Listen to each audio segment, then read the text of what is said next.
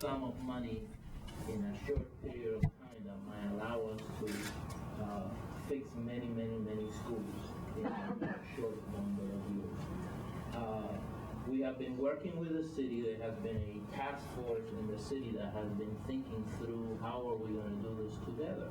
And the city has put skin in the game. We have already identified possibly up to $41 million that might come to the school system yearly in order to leverage that funding with state funding in order to be able to borrow the necessary amount to fix many of our schools.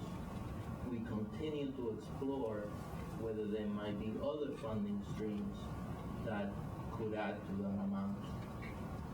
What we are hoping from the state is, first of all, that the dollars that we receive from the state be flexible.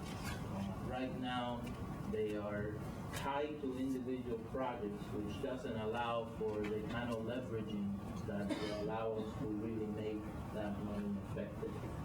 And secondly, we would hope that we can find a way to make the stream of dollars predictable so that the banks can work with us around providing for our needs in the short run, which would be an incredibly effective way to use state dollars. So what we have proposed, or what we're hoping to propose to some of our elected officials, is at a minimum a commitment of $32 million from the state moving forward, which is less than what we have averaged over the past 5 years, but in a way that allows us to go to the financial industry and be able to leverage the different funding streams, city and state, to be able to borrow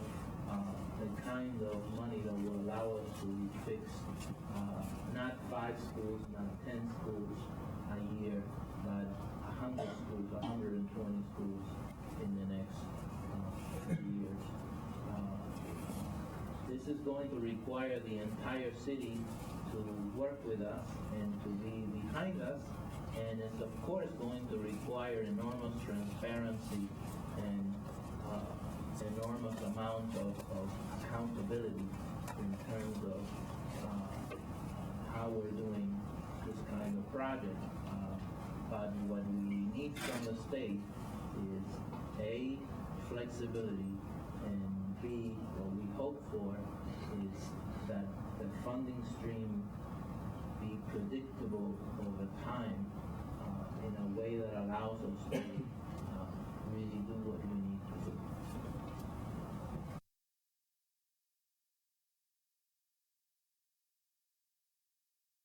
Public dollars wisely, we're going to have to close some of the schools so that we lower the possible cost of doing this as much as possible, which is, of course, is going to take a very intensive engagement with our communities so that they understand that this is not punitive, but this is a trade-off to deliver our students the best possible setting for learning.